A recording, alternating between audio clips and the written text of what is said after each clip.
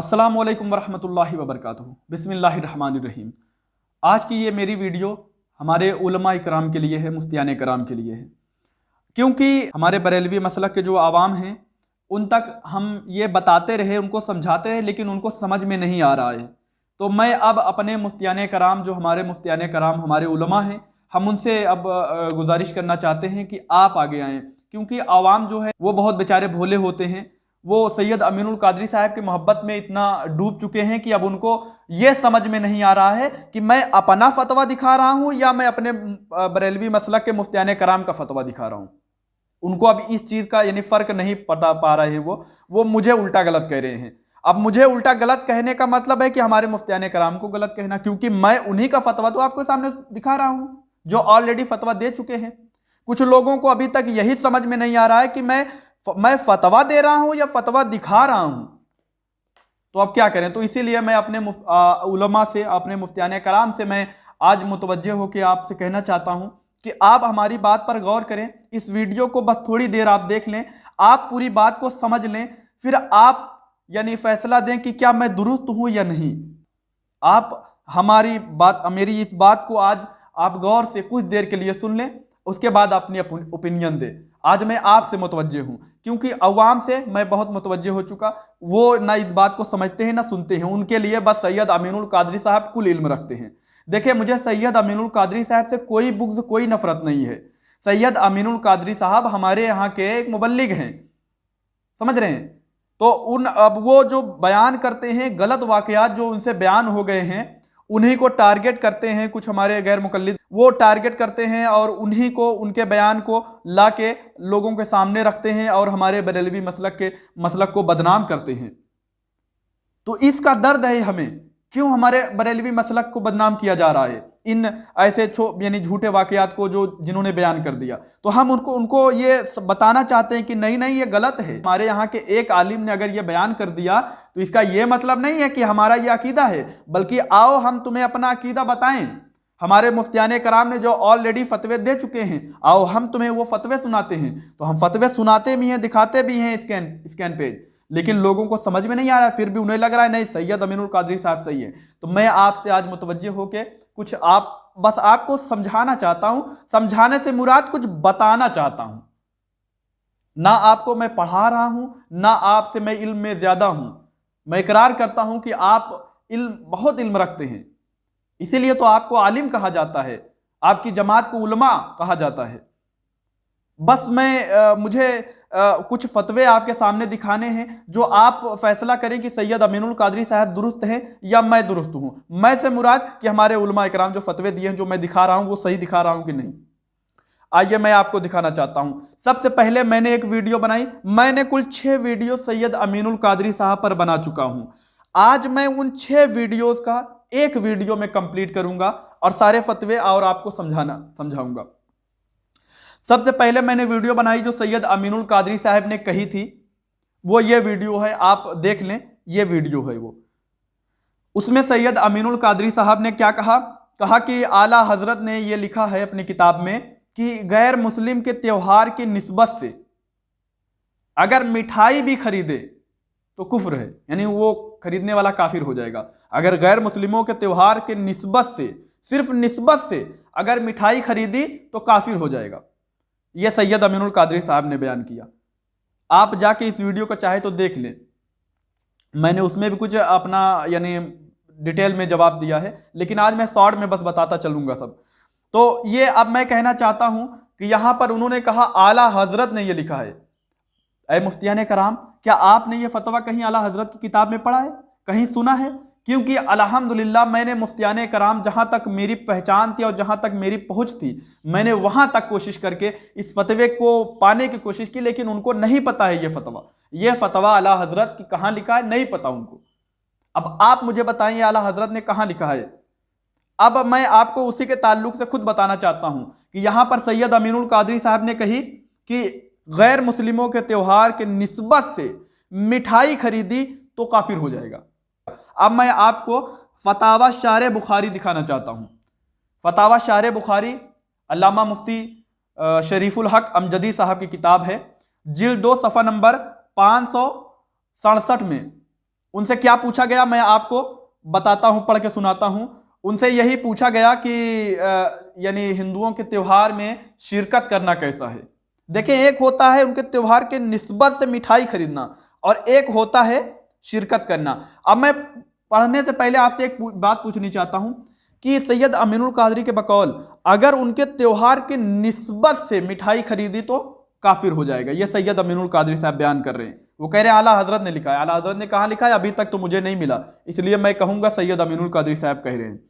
तो अब मुझे यह बताएं कि उनके त्योहार के निस्बत से मिठाई खरीदी तो काफिर, और अगर उनके त्योहार में शिरकत कर लिया तो कैसा है।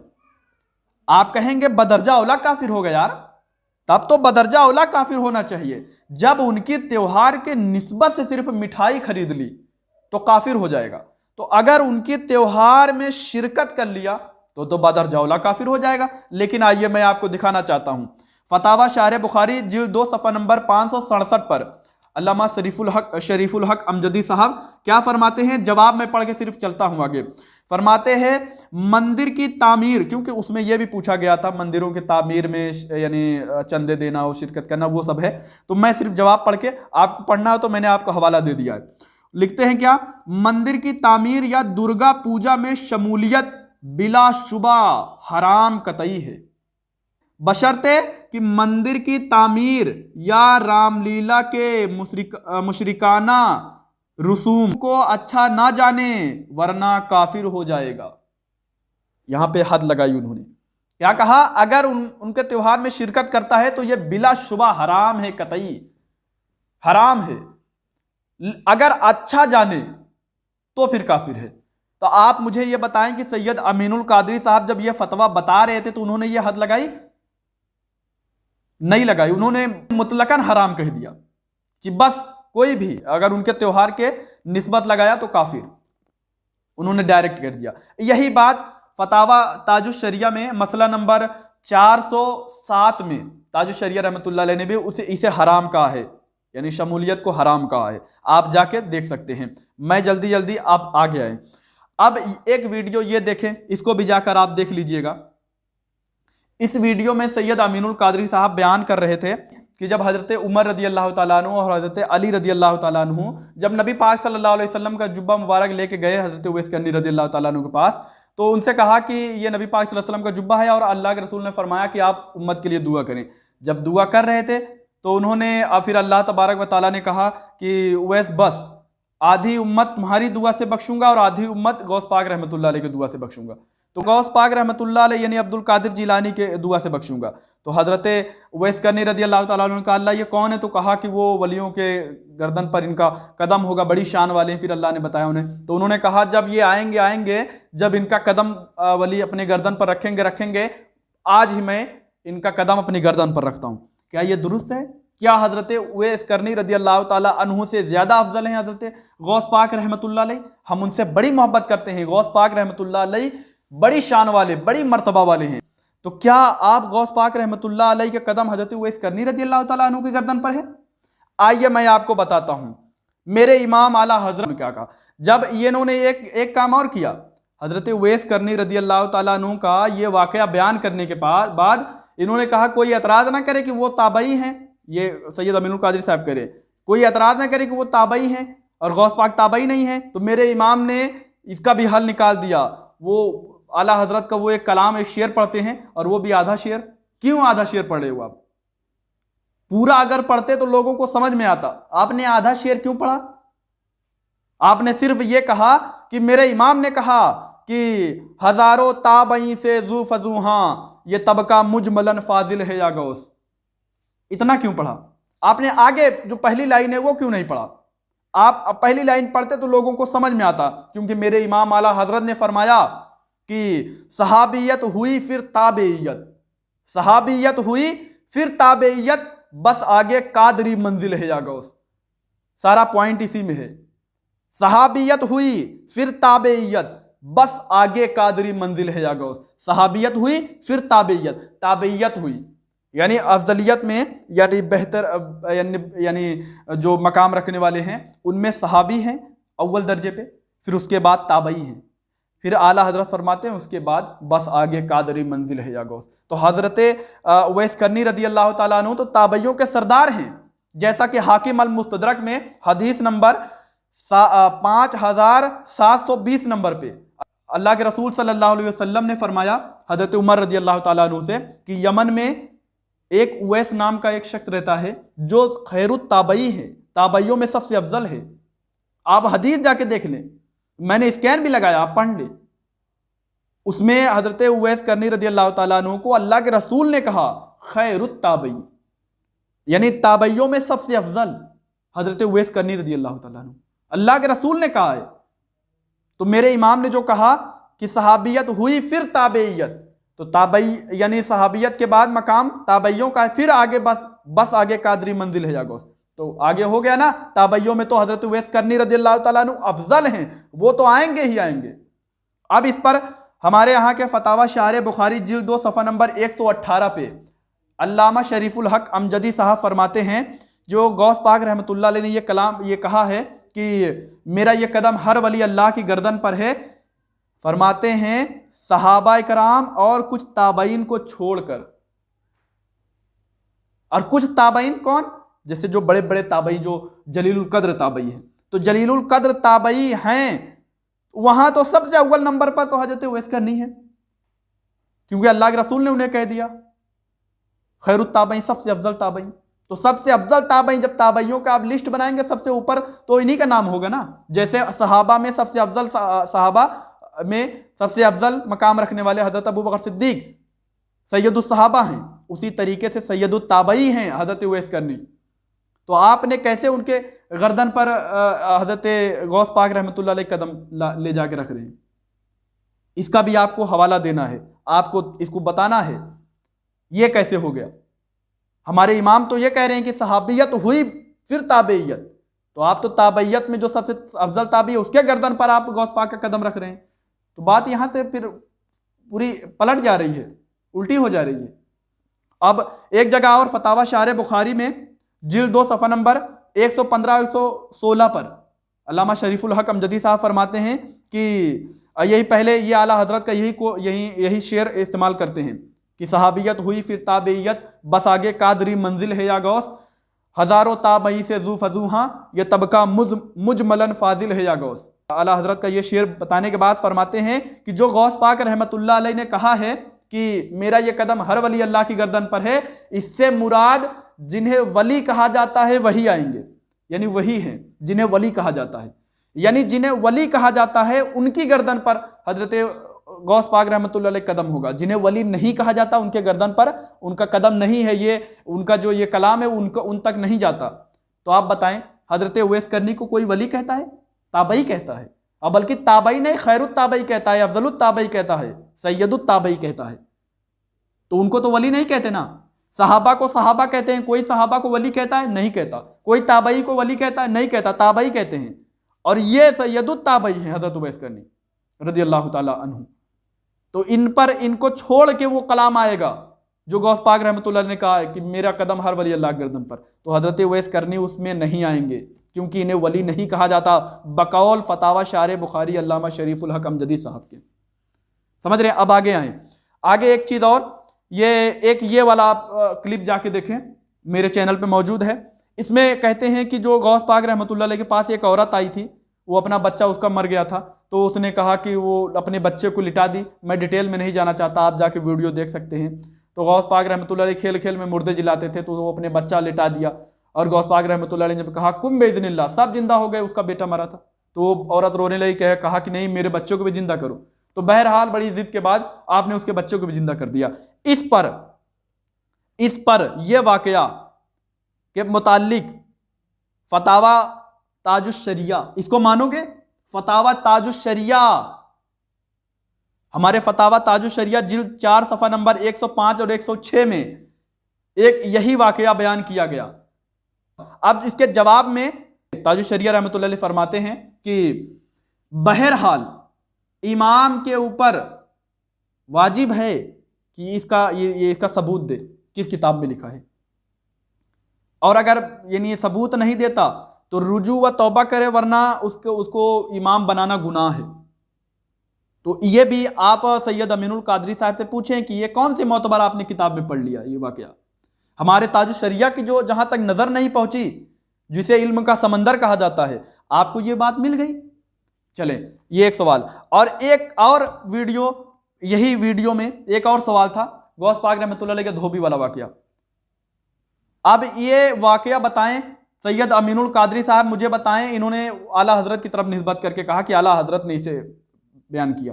इसका भी जवाब दें कि आला हजरत ने किस किताब में लिखा है ये वाकया। ठीक, उसके बाद इस वाकये पर इन्हें पता नहीं है, ये अहले सुन्नत वल जमात के आलिम हैं, उलमा में से हैं, तो ये मुझे बताएं, इनको पता नहीं है अहले सुन्नत का अकीदा क्या है। इस पर पहले से फ़कीह मिल्लत अल्लामा मुफ्ती जलालुद्दीन अहमद अमजदी साहब ने फतावा ऑलरेडी दे चुके हैं। क्या दे चुके हैं? फतावा फ़कीह मिल्लत जिल्द 2 सफ़ा नंबर 411 पर फरमाते हैं अल्लामा मुफ्ती जलालुद्दीन अहमद अमजदी साहब कि यह वाकया बेअसल है, इसकी कोई असल ही नहीं है और इसे बयान करना दुरुस्त नहीं है। जो इसे बयान करे वो किसी मोतमद किताब से हवाला लाए, वरना इसे रुजू व तौबा करे। समझ रहे हैं? तो इनको पता नहीं है। मैंने इससे ही यानी जो पाकिस्तान के हैं एक आलिम, उन पर मैंने वीडियो बनाई, तो मैंने 5 अपने यहाँ के मुफ्तियाने, जिसमें ये अपने ताज शरिया रहमतुल्लाह अलैह भी हैं, 5 मुफ्तियाने कराम का फतवा दिखाया कि उन्होंने कहा कि ये दुरुस्त नहीं है, इसको बयान करने से बचें, एतराज कर दें इसे। और ये अपने फ़कीह मिल्लत तो कहते हैं ये बेअसल है। तो क्या इन लोगों को पता नहीं है? ये नहीं पढ़ते क्या किताब? पढ़ते हैं ना। तो क्या इनको ये अहले सुन्नत व जमात के जो हमारे यहाँ के मुफ्तियाने कराम ने ऑलरेडी फतवे दे चुके हैं, नहीं पता था इनको? तो इन्होंने क्यों बयान किया? चलें, एक चीज़ और मैं आपको कहना चाहता हूँ। ये वाला वाकया 5वां नंबर वीडियो जो मैंने इन पर बनाई है वो ये है कि गौस पाक रहमतुल्लाह अलैह ने 11 औलादे देने वाला वाकया बयान कर रहे थे ये सैयद अमीनुल कादरी साहब, कि गौस पाक रहमतुल्लाह अलैह के पास एक औरत आई जिसका बच्चा नहीं हो रहा था। तो उसने कहा कि मुझे अब बेटा दो। उन्होंने अल्लाह, ये गौस पाक रहमतुल्लाह अलैह ने फरमाया कि तेरे तकदीर में कोई बेटा नहीं। उसने कहा अगर होता तो मैं आपके पास क्यों आती? तो फिर बहरहाल उसने जिद किया, तो आपने कहा अल्लाह इसे एक बेटा दे। अल्लाह ने कहा एक नहीं है, उसके तकदीर में कोई बेटा नहीं है। तो कहा 2 दे। अल्लाह ने कहा एक नहीं 2 कैसे? कहा 3 दे। कहा एक नहीं 3 कैसे? कहा 4 दे। कहा एक नहीं है 4 कैसे? कहा 5 दे। ये बताएं, ये बात करने का अंदाज है? अल्लाह से इस तरीके से कलाम किया जाता है? कोई अदब है क्या? हमारे गौस पाक रहमतुल्लाह अलैह इस तरह से अल्लाह से कलाम करेंगे? क्यों वलियों के तरफ ऐसे झूठी बातें मंसूब करते हो जो उनकी गुस्ताखी है? क्या अल्लाह से इस तरीके से मेरे गौस पाक कलाम करेंगे? अपनी तरह आप समझे हैं गौस पाक रहमतुल्लाह अलैह को? देखिए, मैं ये गुस्से में नहीं कह रहा हूं, ये किस तरीके से गौस पाक रहमतुल्लाह अलैह और अल्लाह के कलाम में किस तरीके से कलाम करवा रहे हैं कि अल्लाह कह रहे एक नहीं है, कहे 2 दे। कहा 2 नहीं है, कहा 3 दे। कहा 3 नहीं, कहा 4 दे।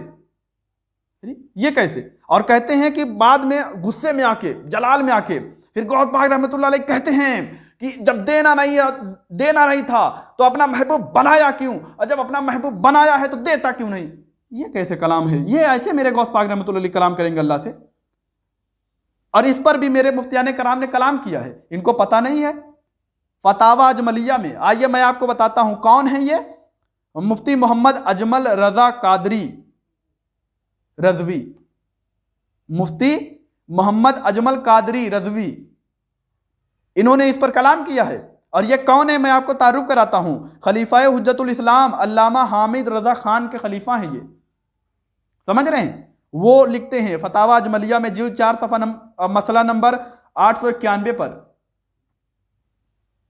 कि ये जो वाकया है ना, और उनसे जो ये उसमें पूछा गया था उसमें 7 यानी बेटों का जिक्र था। वाकया इसी तरीके से था, 7 बेटों का जिक्र था, इन्होंने 11 बेटों का जिक्र किया है। तो उन्होंने इसको कहा है कि ये बेअसल और लग़्व मालूम होते हैं। समझ रहे हैं? इनसे एतराज करना चाहिए फरमाते हैं। वो कहते हैं इससे बचना चाहिए इन वाकयात से। सैयद अमीनुल कादरी साहब बचते क्यों नहीं हैं? उनको नहीं पता है, नहीं पढ़ते वो इन सब फतावा। अपने यहाँ की ये सब मुफ्तियाने कराम हैं। मैं अपनी तरफ से बोल रहा हूँ, एक बात भी अपनी तरफ से बोला? मैं तो खुद उनका फतवा दिखा रहा हूँ आपके पास कि हमारे मुफ्तियाने कराम ने ऑलरेडी कलाम किए हैं इन पर, आपको पता कैसे नहीं है? और फिर एक और मैं आपको बस जल्दी से बता के रुखसत होना चाहता हूं। गुलाब वाला वाकया, नबी पाक सल्लल्लाहु अलैहि वसल्लम के पसीने मुबारक से ये गुलाब पैदा हुआ। कैसी आप बेतुकी बात करते हैं, इस्लाम का मजाक उड़वाने वाली बात करते हैं। आप अगर किसी से कहें कि मेरे नबी के पसीने से गुलाब पैदा हुआ, किस तरीके से मजाक उड़ाएंगे वो लोग। हमारे मुहद्दिसीन का लाख लाख करोड़हा उनका शुक्र है कि उन्होंने इन सब वाकयात पे कलाम करके हमें बता दिया इनकी असल क्या है। मुहद्दिसीन क्या फरमाते हैं, आइए मैं आपको बताता हूं ना। ये इमाम मुल्ला अली कारी अपनी किताब मौज़ूआत कबीर हदीस नंबर 298 पर लिखते हैं कि हजरत नबवी रहमतुल्लाह अलैह फरमाते हैं ये सही नहीं है ये रिवायत। इमाम इब्न हजर अस्कलानी फरमाते हैं ये मौजू है। मौजू के माने क्या होता है हजरत, पता बताइए। मौजू के माने मन गढ़त, झूठी। ये फरमाते हैं इमाम इब्न हजर अस्कलानी। बताइए जरा तादील के इतने बड़े इमाम जिनकी किताब तकरीबुत तहजीब, जिनकी किताब तहजीबुत तहजीब और भी दीगर किताब इन्होंने अस्मा और रिजाल जरा तादील पे लिखी है, ये इतने बड़े इमाम हैं, वो फरमाते हैं ये हदीस, और जो शारे बुखारी भी हैं, इमाम नववी रहमतुल्लाह अलैह शारे मुस्लिम हैं, इन सब मुहद्दिसीन ने इन पर कलाम किया है, फरमाया ये झूठ है। इमाम इब्न हजर अस्कलानी फरमाते हैं ये मौजू है, मनगढ़ंत है। इमाम इब्न असाकिर जो मौर्रिख हैं वो फरमाते हैं ये हदीस मनगढ़ंत है। समझ रहे हैं। और छोड़े वो सब, हमारे यहाँ के मुफ्तियाने कराम, आप अभी नेट पे सर्च मार लेना, आपके पास मोबाइल हाथ में है, आप सर्च मारें, हमारे यहाँ के बड़े बड़े मुफ्तियाने कराम ने इसको बेअसल कहा है। जैसे मुफ्ती अकमल पाकिस्तान, और मदनी चैनल के जो हेड हैं इलियास रजा तारी साहब, वो और भी हमारे यहाँ के दीगर बड़े बड़े मुफ्तियाने कराम हैं, उनसे पूछे, वो कहते हैं ये बेअसल है। क्या मुफ्ती अकमल साहब बरेलवी नहीं है? क्या अल्लामा इलियास रजा तारी साहब बरेलवी नहीं है ना? तो इन्होंने क्यों इसको बेअसल कह दिया? अगर ये हमारे यहां अगर ये इंपॉर्टेंट होता और इसको माना जाता, उन्होंने बेअसल क्यों कहते? बहरहाल मैं सिर्फ आपसे यह कहना चाहता हूं कि इन सब वाकयात को अपना अकीदा बना के क्यों मजाक उड़वाते हो दीन का। ये जो फतवे यानी वाकयात हैं, इन पर ऑलरेडी हमारे मुफ्तियाने कराम ने फतवे दे रखे हैं। पढ़ने की जरूरत है, मुताल्ला करने की जरूरत है। इन्हीं सब वाकयात की वजह से हमारे बरेलवी मसला की मजाक उड़ाई जाती है और सब खामोश हैं, कोई बोल नहीं रहा है। क्यों नहीं बोल रहे हो? क्या हो गया है आपको? सैयद अमीनुल कादरी साहब की इज्जत चली जाएगी? इज्जत जाने वाली बात नहीं है, इससे इज्जत नहीं जाती।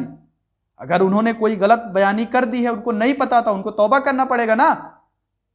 आप भूल गए अल्लाह के रसूल सल्लल्लाहु अलैहि वसल्लम ने क्या फरमाया था कि अब से पहले की जो कौमें थी वो इसी वजह से हलाक हुई। तो आप सल्लल्लाहु अलैहि वसल्लम खुतबा देने लगे और फरमाने लगे कि लोगों, पहले के जो दौर के लोग थे, जो तुमसे पहले के लोग थे, उनको इन्हीं चीज़ों की वजह से वो हलाक हुए। साहबा ने पूछा, या रसूलल्लाह कौन सी? फरमाया कि इस ऐसे ही चीज़ों से कि जब उनका कोई अपना बड़ा जो नामवर, जो लोगों में नुमाया शख्स होता था, वो गलती करता था, उस पर कोई हद नहीं लगाते थे।